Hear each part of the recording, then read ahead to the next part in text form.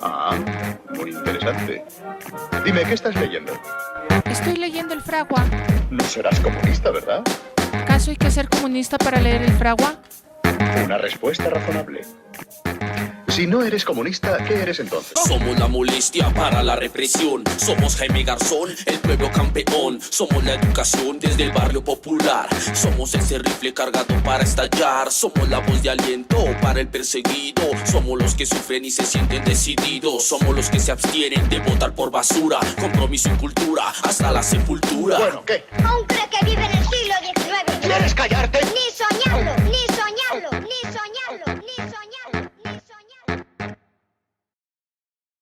Bien, pues continuamos aquí en esta serie radiofónica que hemos este domingo 10 de noviembre pues realizado justo pues a 100 números del periódico Fragua, 10 años, 100 números, así que pues nos da mucho gusto que continúen viéndonos. Recuerden que nos escuchan en www.radiocomun.mx, en nuestra página de Facebook también Radio Común, en el canal de YouTube Radio Común, y si están en el Ajusco en el 103.1 de la FM, pues gracias por continuar en este día, este recorrido, pues donde hemos escuchado y seguiremos escuchando las voces de los colectivos, organizaciones y medios de comunicación, pues ahora que estamos, yo he dicho, de manteles largos por llegar al número 100 del periódico Fragua, un periódico independiente realizado por los compañeros de la OLEP. Así que pues vamos a seguir platicando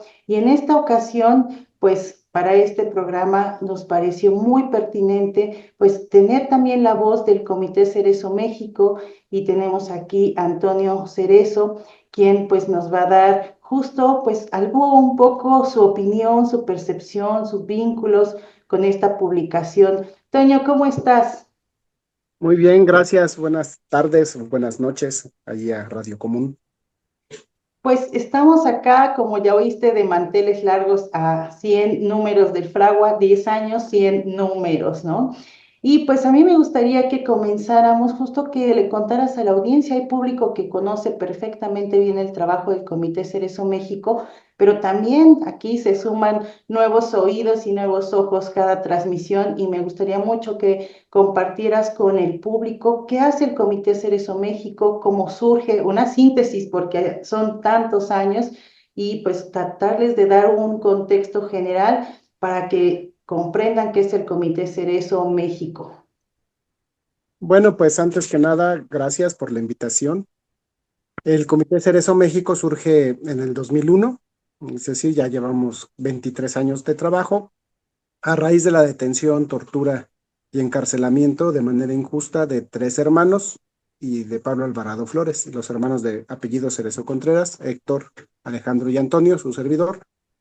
Y en ese contexto de represión política que sufre o que sufrimos, es que los compañeros que quedan fuera de la cárcel, 2 hermanos más otros compañeros de la prepa, de la universidad, conocidos, son quienes van a asumir la defensa de nosotros como presos por motivos políticos o presos de conciencia. Van a tener que hacerse de un conocimiento acelerado de los derechos humanos y van a tener ellos que organizarse y ser un colectivo de defensa de los derechos humanos por la circunstancia, por la necesidad más que nada, ¿no? Entonces así surge el comité y el comité va a empezar a desarrollar, aprender primero el tema de los derechos humanos, la documentación de las graves violaciones, va a empezar a denunciar la tortura, la presión por motivos políticos, los traslados injustos a otros penales, y vamos a ir aprendiendo en el camino lo que es una relatoría de hechos, lo que es la documentación, lo que es una acción urgente, y los compañeros de fuera de la cárcel son los que más van a desarrollar todas esas capacidades, y nosotros pues básicamente vamos a ser los documentadores, ¿no? De todo lo que se vivía de las violaciones cotidianas a los derechos humanos en los penales federales y en todo el proceso. Así, después de 7 años de lucha, va a salir Alejandro primero en el 2006, 2005, en marzo del 2005 sale exonerado, después de 3 años y medio en prisión. Después va a salir el señor Pablo Alvarado, en el 2006, después de 5 años de prisión, y por último vamos a salir Héctor y yo en el febrero del 2009, después de 7 años, 6 meses, 3 días de prisión. Cuando salimos de la cárcel nos replanteamos si el comité iba a continuar primero, si íbamos a continuar con el trabajo de defensa y promoción de los derechos humanos.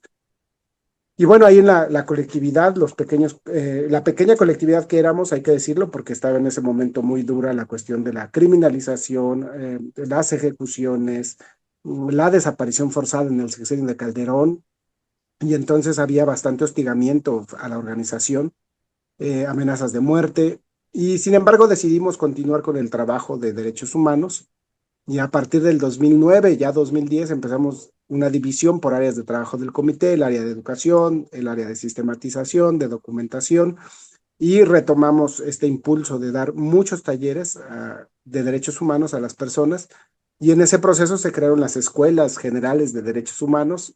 En la actualidad ya van 13 escuelas aquí en la Ciudad de México, o sea, en 13 años, es una al año, y posteriormente creamos la Escuela de Educadores Populares, y en la actualidad también, junto con los compañeros de la OLEP, hemos impulsado una Escuela General de Derechos Humanos Laborales específicamente. Eso a grandes rasgos. Hacemos un informe anual de violaciones a derechos humanos que habla de ejecución extrajudicial, desaparición forzada, prisión por motivos políticos y agresiones a defensores, junto con ACUDE, y hacemos un sinfín de capacitación y formación en diferentes estados de la República.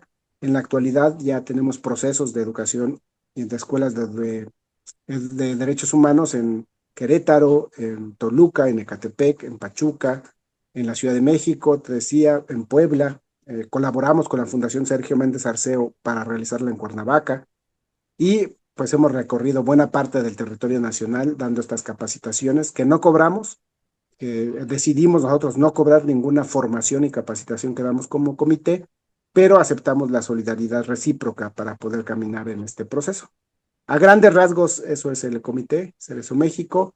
Nuestro proyecto económico es una cafetería en la Facultad de Filosofía y Letras de la UNAM, y pues los compañeros que damos horas ahí lo damos de manera voluntaria para hacer un fondo económico que nos permita realizar diferentes actividades de formación, capacitación, denuncia también, porque acompañamos a organizaciones que denuncian violaciones a los derechos humanos, y por eso también estamos en las marchas, en los mítines, en el plantón popular que está frente a la Suprema Corte, junto con otras organizaciones todavía.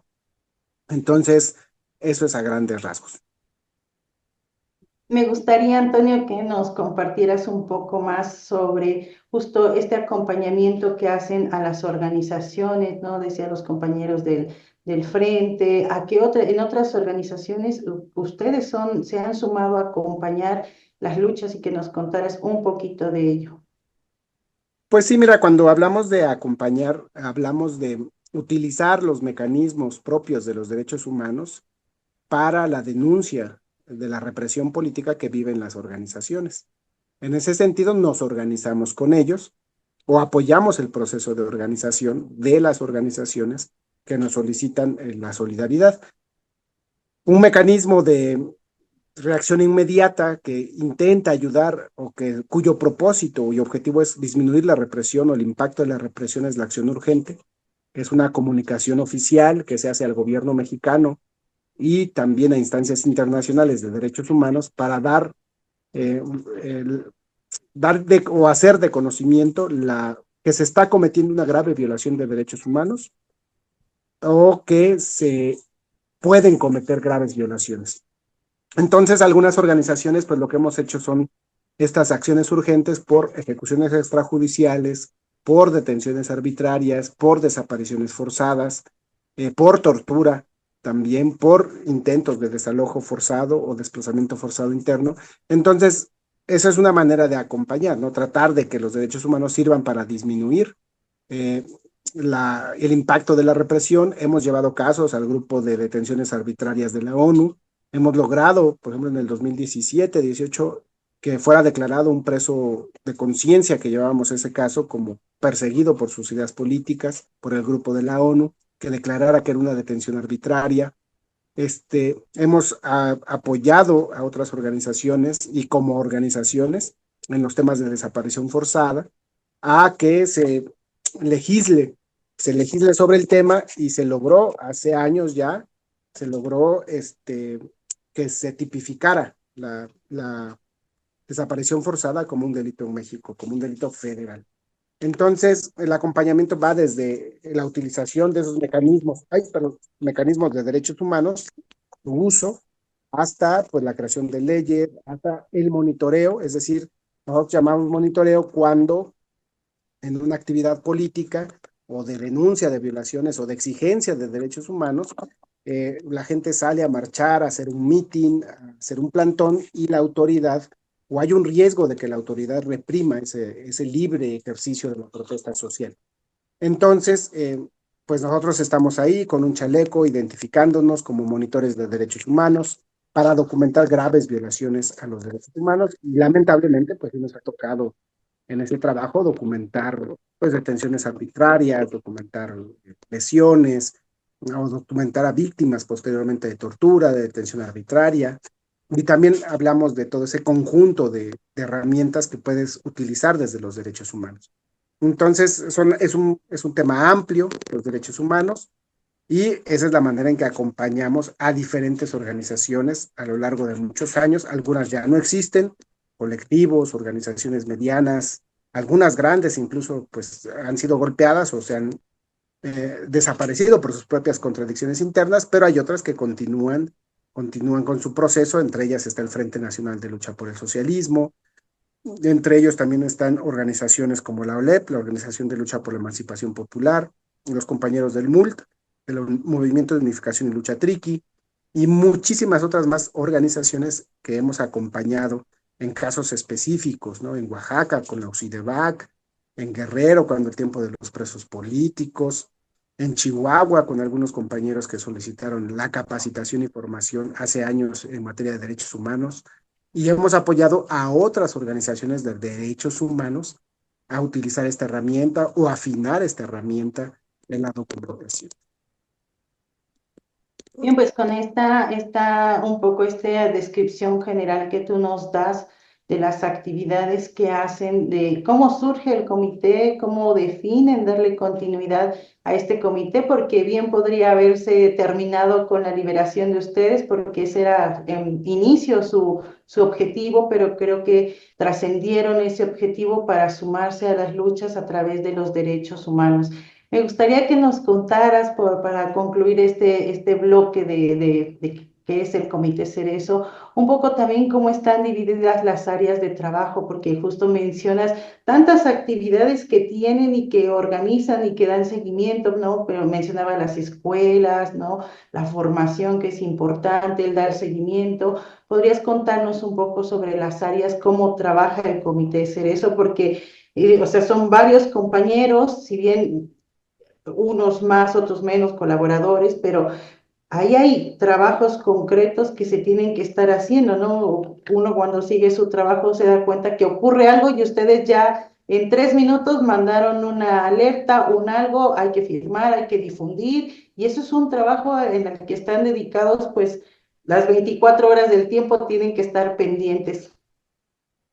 Pues sí, pues el Comité Cerezo, afortunadamente hay muchos compañeros sensibles, conscientes y que donan su tiempo. O sea, están trabajando, a veces así, por decir, tú estás en una entrevista de radio y de repente hay una emergencia de algún acto represivo y algunos pueden dejar 5, 10 minutos, media hora su actividad o al mismo tiempo que su actividad, estar buscando algunos datos para hacer esta denuncia. Y ellos se coordinan con los compañeros que estamos trabajando pues de tiempo completo. Nosotros decimos que es 24/24, para poder responder de manera lo más rápido posible frente a ciertos actos de represión política. Entonces, la verdad es que nos apoya mucho los compañeros que nos dan tiempo para poder realizar todas las actividades, y nos apoya mucho también el hecho de que haya compañeros que nosotros decimos que estén trabajando como si fuera su profesión, el tema de los derechos humanos, no porque sea pagado, sino porque es un trabajo que nosotros creemos debe ser en cualquier momento y bajo cualquier circunstancia. Entonces, hay muchos compañeros en las diferentes, bueno, en general hay muchos compañeros, no en todas las áreas hay los que quisiéramos, porque hay áreas un poco más especializadas que otras, ¿no? Por ejemplo, sistematización, que es un área donde tienen que documentar, recoger datos y evidencias de compañeros presos o de personas presas por motivos políticos o de conciencia, temas de ejecución extrajudicial, entonces dar seguimiento a los medios, diferenciar una violación de derechos humanos de un delito. Entonces, esos son áreas donde hay cierta especialización y en ese sentido algunos compañeros no son muy de máquinas, entonces no les gusta estar en esa labor de documentación. Pero hay compañeros que son más antisociales y se les facilita la relación humana con una máquina y entonces son felices frente a una máquina haciendo su trabajo, ¿no? Y eso nos facilita también, pues como que cada uno, de acuerdo a nuestras capacidades, nuestras características, nuestros intereses, nuestros gustos, pues nos podamos incorporar al trabajo del comité, que en su conjunto, pues como bien dices, a veces es muchísimo, ¿no? Es muy vasto, pero no sería posible sin el esfuerzo de todos y cada uno de los compañeros que están dándonos media hora, 1 hora, 2 horas, 3 horas al mes, al día, a la semana, ¿no? El área de difusión, bueno, ahí hay pocos compañeros y es un área que es como la cara del comité porque es tener las páginas, el comité Cerezo, Viento de Libertad, alimentarlas, darles incluso el mantenimiento a esas páginas, más otras páginas como Acude, más otras páginas de organizaciones solidarias. Y eso pues implica un buen trabajo. Afortunadamente difusión no crea contenidos, ¿no? O crea poco contenido, sino que va retomando lo que todos los compañeros alimentamos, ¿no? Entonces hemos avanzado en que algunos compañeros ya puedan publicar en Facebook, en que puedan algunos compañeros también apoyar ya subiendo información de una manera que los compañeros o los pocos compañeros que están en eso tengan un poquito más de libertad o de tiempo. Está el área también de Acude, que es una asociación civil que nosotros hicimos y que se encargó, se especializó en el tema de seguridad para defensoras y defensores de derechos humanos y organizaciones sociales. Con Acude es que se hace el informe de violación a derechos humanos, pero también se da todo el tema de seguridad.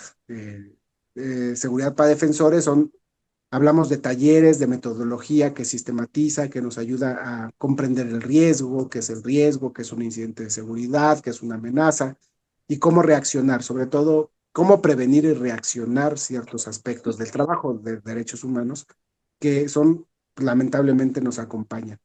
También está el área internacional que se encarga de mantener la relación y la información con organizaciones de otros países que trabajan en México o que están en otros países, porque debemos decir que hemos también recibido solidaridad de compañeros de otros países con respecto a la denuncia, pero también a la colaboración económica, pero también con recibirnos en algunos países cuando hemos ido de giras para informar nuestro trabajo, los casos.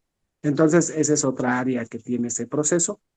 No hay muchos compañeros porque no hay muchos viajes. Entonces, si fuéramos a Europa una vez al mes, yo creo que habría muchos compañeros en esa área y compañeras, pero como nada más nos mandan a Chalco, Iztapaluca y así, pues no hay mucho. Y afortunadamente, pues todo lo podemos atender, o no todo, pero la mayoría por Zoom, por correo, por WhatsApp, ¿no? Entonces, esa es la ventaja. Tampoco pedimos que sepan hablar inglés, francés, alemán, chino, mandarín. Entonces, ese es el otro aspecto. También está el área de educación, que es el área más grande en realidad del comité, porque lo que hemos logrado y lo que hemos intentado es que se formen equipos pedagógicos que den continuidad al proceso de formación, de educación en los diferentes estados. Entonces, aunque sean muy pequeñitos, 1, 2 compañeros, 3, 4, ya tenemos nuestro pequeño equipo pedagógico en cada ciudad donde se realiza los esfuerzos de las escuelas generales de educación, de derechos humanos, y esos compañeros que están en el área de educación, porque su tarea es organizar y realizar las escuelas generales de derechos humanos, también apoyan en la denuncia, por ejemplo, del genocidio en Palestina. Entonces han hecho actividades para denunciar, mítines, hacen sus volantes, salen a su brigada, ejercen el derecho humano a la protesta social en solidaridad con el pueblo palestino. Y hemos avanzado, ¿no? Queremos que la educación no es nada más dar un taller o tomar un taller o aprender mucho de libros, sino ejercer los derechos humanos, ¿no? Es protestar, es organizarte, es manifestarte, es expresar el pensamiento, es denunciar lo que está mal en el mundo y lo que están haciendo otros países o gobiernos de otros países contra otras personas inermes, indefensas.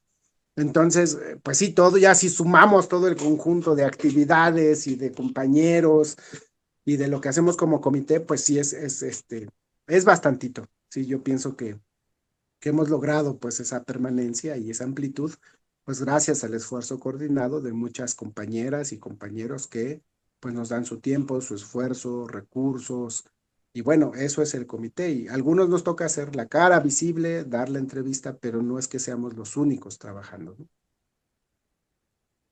Claro, y como tú lo dices, tanto esfuerzo para mantenerse también tantos años, que es un trabajo que justo al ser un trabajo voluntario y que con solidaridad de cada uno de los que se suma, pues también es loable celebrar años del Comité Cerezo México porque pues justo a veces ocurre, ¿no? O se quedan solos porque no se logra sumar a más compañeros y creo que en este camino ustedes han trascendido, han sumado, ido y venido compañeros, pero el trabajo del comité o sea, el simple hecho de mantener el informe anual cada año, o sea, hay actividades anuales que están para el comité y que esté en la cantidad de compañeros que esté en las áreas, son trabajos que salen y que implican pues un esfuerzo. Ahora me gustaría, Antonio, que justo ahora contáramos al público cómo se vinculó el Comité Cerezo con el periódico Fragua, porque nos ha traído aquí a esta serie radiofónica, ¿no? Hablar de llegar al número 100 del periódico, cómo se hace este vínculo. Tú mencionabas bien en la parte de colaborar con organizaciones, pues están los compañeros de la OLEP, y ahí cómo se crea este vínculo. Bueno, pues fue hace muchos años, ya casi 14 años yo creo, porque en el trabajo que realizaba el comité dentro de la universidad, dentro de la UNAM, conocimos a muchos activistas de muchas organizaciones y muchos o algunos de esos activistas pues nos conocieron, trabajamos juntos, y algunos de esos activistas que conocimos en un momento dado o nació en ellos el interés de la agitación, la propaganda, y luego nos platicaban qué hacían y qué hacían sus proyectos, porque andaban en el activismo en el 2011, 2012, cuando lo de Peña Nieto, las detenciones arbitrarias, entonces había una algidez de la represión y de la protesta, y en ese proceso, bueno, se van a capacitar ellos en el tema de la comunicación popular. Algunos compañeros del comité hace años también van a capacitarse con ellos en ese tema de la comunicación popular, y entonces a través de sus compañeros, pues nos va a tocar conocer de su decisión de crear el periódico.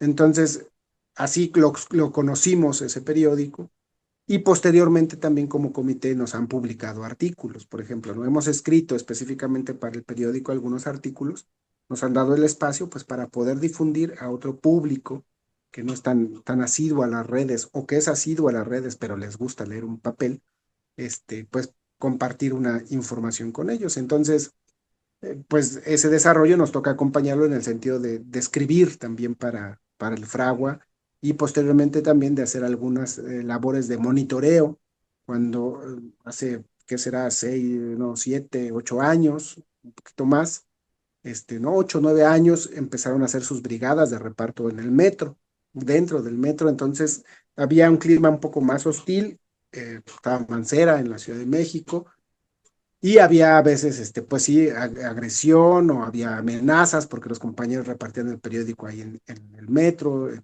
universidad, en Zapata, en Ermita, y a veces íbamos como monitores de derechos humanos a esas brigadas, y posteriormente también algunos compañeros del comité, pues ejerciendo esa labor a la protesta social o la libre expresión, pues empezaron a agarrar el micrófono en las brigadas, y cuando escribíamos en el Fragua algún artículo del comité, pues a repartir también ese medio de comunicación, que no nos era ajeno como medio impreso, porque el comité tenía una revista que se llama Revuelta, que todavía existió creo que hasta el 2011, 2012 nuestra revista, que dejamos de editar porque ya no podíamos repartir la revista, ya dejó de ser autosuficiente económicamente. Entonces tampoco nos era muy ajeno el proceso de elaboración de la revista, de la creación, la impresión, el reparto, ¿no?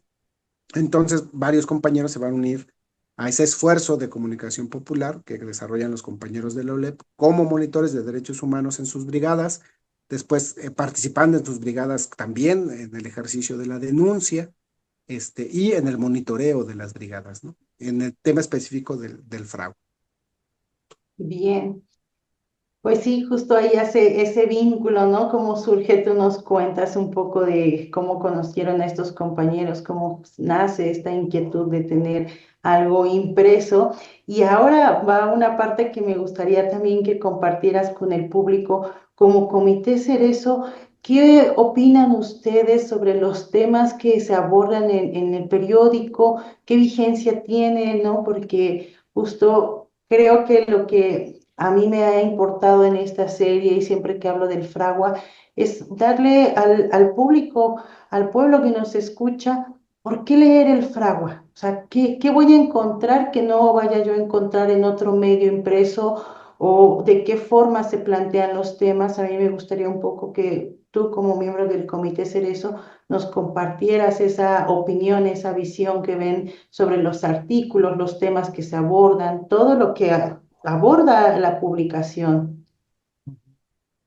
Pues mira, nosotros como organización hemos utilizado el periódico Fragua en los artículos que hemos escrito de denuncia o de explicación de ciertos procesos como la ley contra la desaparición forzada o el tema de una sentencia que se ganó hace 2 años con el tema de la desaparición forzada de 2 personas, 2 revolucionarios, Edmundo Reyes Amaya y Gabriel Alberto Cruz Sánchez. Pues explicarle a la gente, ¿no? ¿Qué encuentran en el Fragua? Pues temas y argumentos que las grandes empresas de comunicación no mencionan. Como comité nos hemos visto en la necesidad de crear nuestros propios medios de comunicación desde el Internet, con programas que hacemos con ustedes como Radio Común, nos enlazamos, la revista Revuelta, antes, el volante, sacar la bocina en las universidades o en el metro, hacer los mítines con un volantito. Entonces ya es una práctica que hacíamos como comité, sin descuidar el otro espacio de los medios electrónicos. Entonces creemos que, si bien es cierto, muchas personas ya por una cuestión hasta económica, ya no compran un periódico, porque si pagas datos, ¿para qué compras un periódico que va a ser papel y que vale como 20 centavos el kilo? Y pues lo ves en tu celular, ¿no? O sea, te ahorras dinero. Pues nosotros pensamos que esta información que trae el Fragua, desde lo que hemos escrito, no es una información que se comparta, te decía yo, desde las grandes empresas de comunicación y tampoco desde el gobierno. Es una voz propia.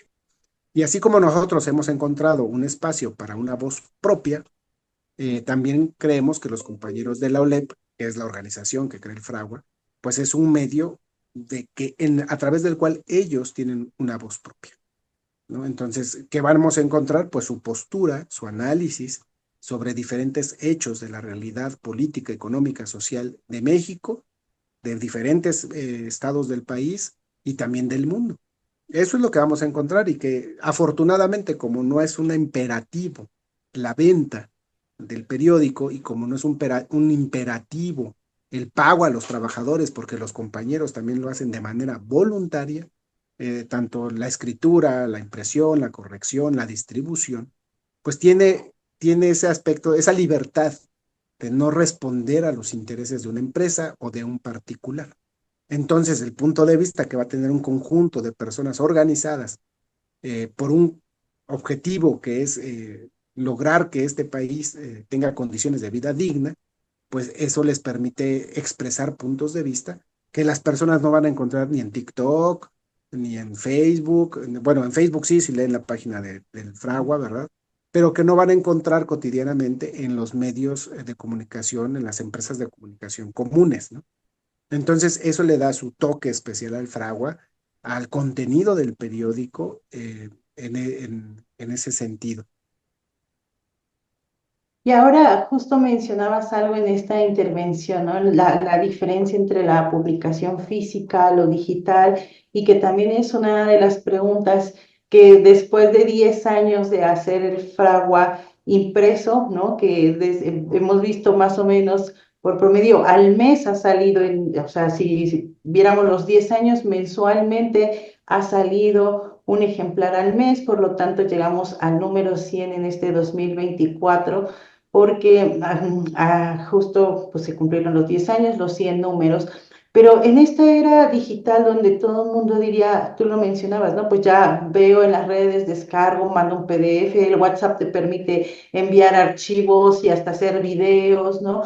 ¿Cuál crees que tú es en este contexto sea todavía el papel que juega un medio impreso en la actualidad? ¿Y por qué no decir, vamos a hacerlo digital, ¿no? O sea, vamos a distribuirlo. Es más, tengo mis 100 contactos y en un botonazo se va a 100 personas, ¿no? Pues mira, algo como comité que también nos hemos enfrentado es que sin dejar de lado los medios electrónicos y la importancia que tienen en la actualidad o estos medios que van surgiendo como el Instagram o el TikTok o ese tipo de cosas, la ventaja que nosotros le vemos al medio impreso es que te obliga a buscar a las personas. Va a romper esta no relación humana que se establece desde los celulares o desde el aparato electrónico, ¿no? Porque aunque sean imágenes de humanos, no es una relación entre personas. No interactúas con las personas que ves. Puedes inclusive, o pueden inclusive ya haber muerto y tú creer que viven, ¿no? En un TikTok o en un meme. Entonces no hay una relación humana. El medio impreso te obliga, si tú quieres difundir un medio impreso, a buscar esa relación con la persona, a decirle, hola, mira, mira esto, ¿no? Y entonces de ahí la importancia de un medio impreso, inclusive sea un volante, una revista, un periódico como lo es el Fragua.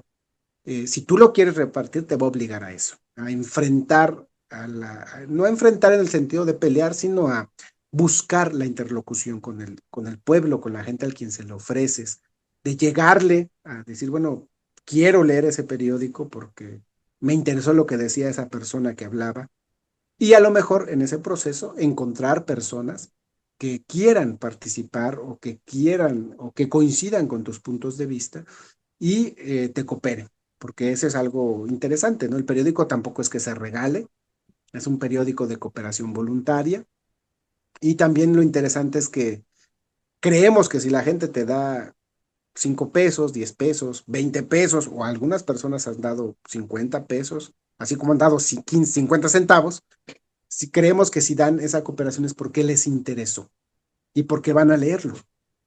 Independientemente de que coincidan o no en su contenido, lo van a leer. Y eso es lo importante, que la gente lo lea, que tenga otra versión y visión de la realidad que estamos viviendo como personas, como sociedad, como clase trabajadora. Entonces, si es un medio impreso, sin renunciar, te digo, al desarrollo de otros medios de comunicación, pues va a tener sus alcances y va a tener sus propias limitaciones, como los otros medios. Partiendo de la comunicación popular, que parte del diálogo, intenta o su objetivo es generar reflexión para aterrizar en la organización o en la acción, pues tenemos que iniciar dialogando con las personas, ¿no? En el metro, en la calle, en la plaza pública. Y sí, o sea, en las brigadas a veces hay gente que con muy buena con mucho tiempo se puede quedar media hora platicando con un compañero, o a veces hay personas que parece que no pudieron platicar con nadie en un mes y entonces se agarran ahí con un compañero a platicar. Aparece terapia, ¿no? Ahí en el metro, en la plaza. No, hay personas incluso que no están de acuerdo en lo que dices o ven una portada y gritan y no están de acuerdo. Por ejemplo, el tema de Palestina, pues alguna gente de terroristas, alguna gente te da una seña de que está a favor, alguna gente te grita que por qué nos importa qué pasa en la Franja de Gaza. Cuando la época electoral, pues también la gente gritándose ahí, si el PRI, el PAN, el López Obrador, o sea, también te permite entrar un poco en contacto con este ánimo social de qué le interesa a la gente, ¿no? Porque creo yo que a veces se subestima este interés de la gente por lo que pasa. A veces es falta de tiempo, a veces es la vida, pero a veces la gente que tiene 2, 3 minutos y dice, sí es cierto, ¿no? Algo está pasando, me voy a asomar a ese periódico a ver qué dice, ¿no? Y ese es el tema, ¿no? Del periódico. Y a partir de eso se han podido, o los compañeros han podido construir algunas relaciones que han contribuido a su vez a que el Fragua siga saliendo, mejore, se desarrolle y esté por lo menos hasta este número 100, ¿no? que no fue mensual, porque si son 10 años y son 12 meses, ya sería como el 120 número, ¿no? Entonces creo que no siempre fue mensual, creo, haciendo las cuentas, pero bueno. Ajá. Hay que reclamarles esa falta de mensualidad. Pero veíamos y sí, justo, o sea, es una media, ¿no? Decir, para que el público más o menos se dé una idea, 10 años mantener la publicación mensual, que es su promedio, y tú dices, sí, podría ser mes y medio, otras semanas que se recorre. Pues me gustaría, Antonio, concluir esta charla contigo, justo dando un mensaje para, como ustedes, como comité, como su postura, con el vínculo que tienen a partir del trabajo que tiene el comité y cómo se ha vinculado con la publicación, justo para decir por qué debe de continuar una publicación así, un medio impreso así, en este contexto en el que estamos en la actualidad y que este va a cambiar, ¿no? Pero, o sea, va a cambiar probablemente, hemos visto, pueden cambiar los sexenios, pueden cambiar los gobiernos, pero de manera profunda y como tú decías, ¿no? Para una vida más digna, pues creo que eso todavía es un camino largo para llegar a ello, pero creo que lo importante es justo dejarle al público que nos escucha por qué buscar el Fragua y por qué continuar con este trabajo de publicar el Fragua. Bueno, pues primero felicitar, ¿no? A todos los compañeros que a lo largo de todos esos años, pues han editado el Fragua. Es un esfuerzo arduo el tener que publicarlo, digamos en la media mensualmente. Y bueno, pues primero una felicitación a todos los que han contribuido. Agradecer también a todo el pueblo que ha cooperado, que ha generosamente dado una moneda, un billete, para que este esfuerzo continúe materialmente. Y por el otro lado, pues nosotros creemos que ningún medio electrónico puede sustituir la relación entre personas. Es insustituible. Entonces, creo que el Fragua es un pretexto perfecto para ir a hablar con las personas. Y personas que no conoce uno, personas que van del trabajo, personas que salen del trabajo, que van al trabajo, estudiantes, amas de casa, o sea, con una diversidad de la clase trabajadora enorme, sin centrarse únicamente en el estudiante, en el ama de casa, sino no, con esa diversidad que somos, ¿no? Y nos da la capacidad de escuchar y de tratar de comprender por qué alguna parte de nuestra población tiene pensamientos tan reaccionarios, tan conservadores, tan deshumanizados, pero por el otro lado también que existe otra parte de la población solidaria, que escucha, que es receptiva, que tiene todavía ese interés por saber y conocer otro punto de vista o mantener el contacto con otros puntos de vista. Entonces yo pienso que ese esfuerzo bien vale la pena, más en este momento en que se pretende sustituir la comunicación entre humanos por una comunicación entre humanos con máquinas y máquinas con humanos, que tampoco es que organicen nada, ¿no? Entonces ahí no va a cambiar nada, ¿no?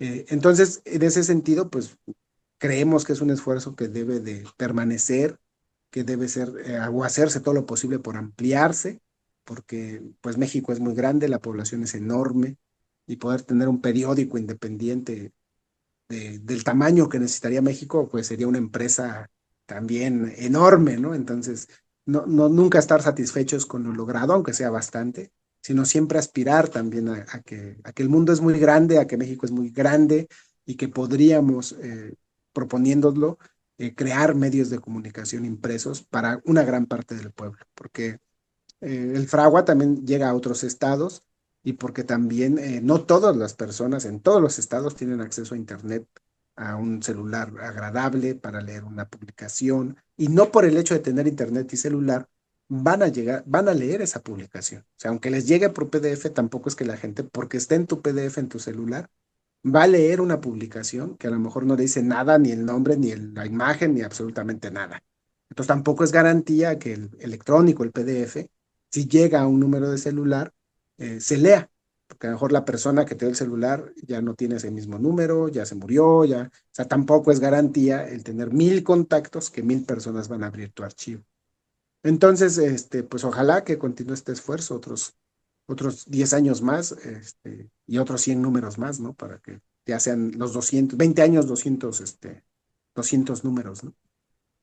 Así es, así es. Pues muchas gracias, Antonio, por darnos un ratito de tu tiempo para poder pues interactuar sobre esta celebración del número 100 números publicados, 100, o sea, imaginemos, no sé, es una cuestión de números, ¿no? Que ya después el ocio nos llevará cuántos artículos por periódico, o sea, 100 números, cuántos artículos tuvimos y todos los números que se podrían hacer y sobre todo el trabajo colectivo y voluntario que ha implicado, ¿no? Porque ha habido compañeros en distintas etapas, como en todos los proyectos, unos iniciaron, ya no están, otros lo continúan.